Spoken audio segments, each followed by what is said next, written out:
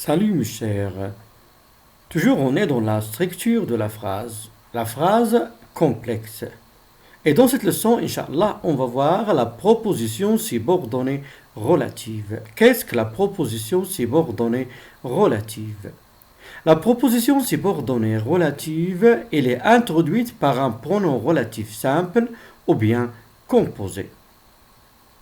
Rappelle les pronoms relatifs simples qui, ou, dans, que. Qui il remplace un sujet, ou il remplace un complément circonstanciel de lieu, dans remplace un complément d'objet indirect et que remplace un complément d'objet direct.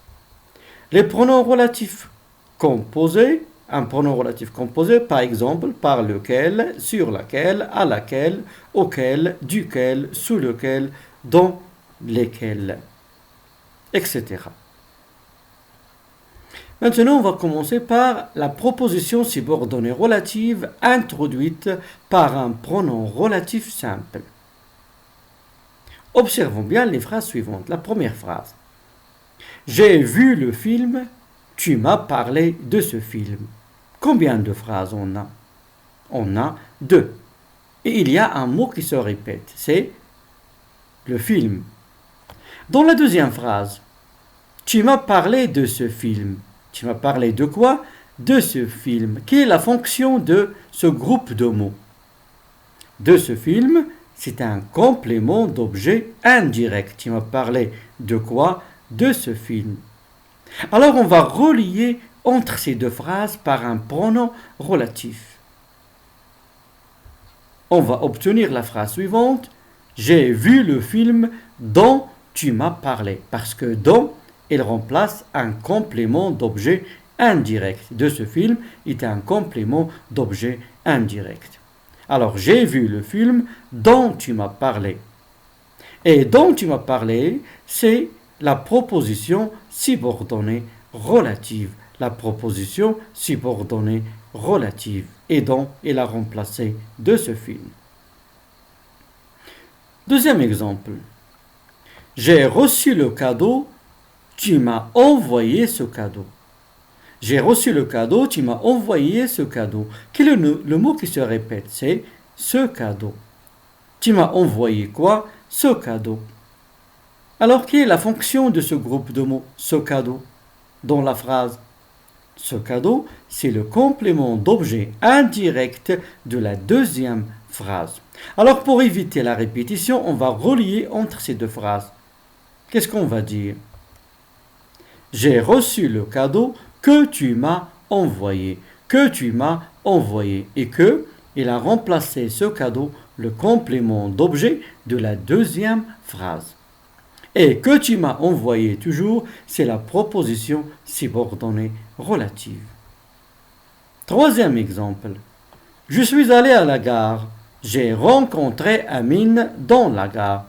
Le mot qui se répète dans cette phrase, c'est la gare, dans la gare.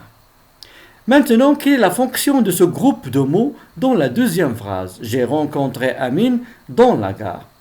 Dans la gare, c'est un complément circonstanciel de lieu.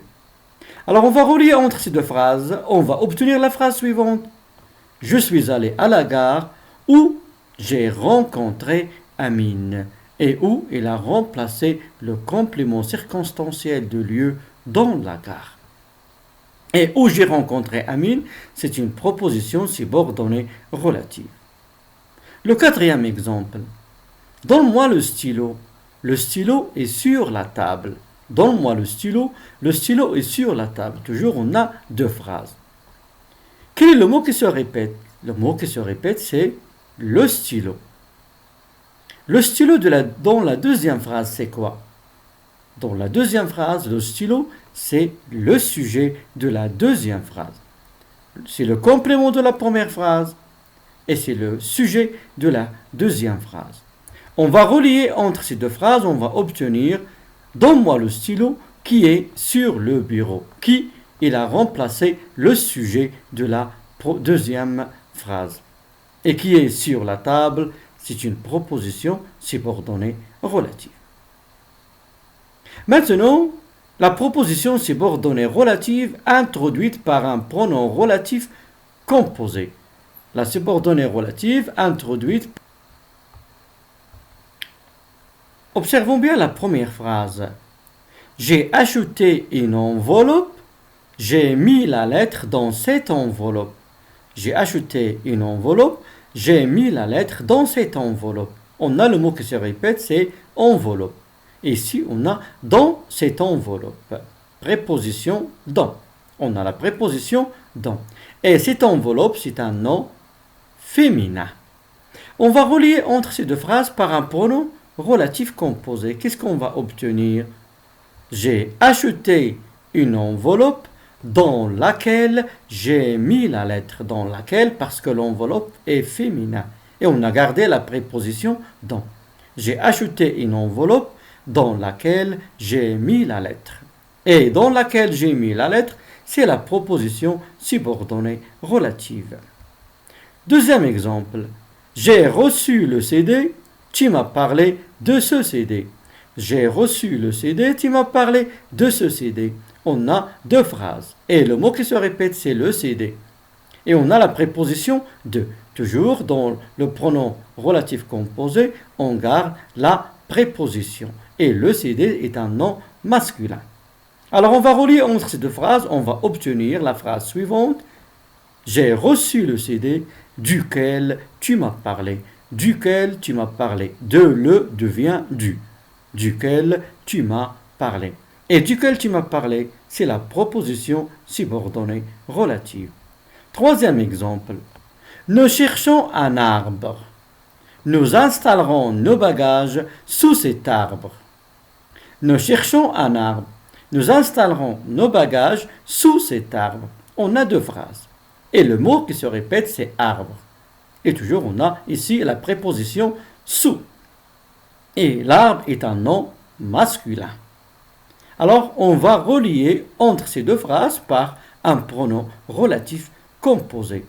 On va obtenir la phrase suivante. Nous cherchons un arbre sous lequel nous installerons nos bagages. Sous lequel nous installerons nos bagages. Et sous lequel nous installerons nos bagages est une proposition subordonnée relative. Alors, j'espère, mes chers, que vous avez maintenant compris qu'est-ce que la proposition subordonnée relative.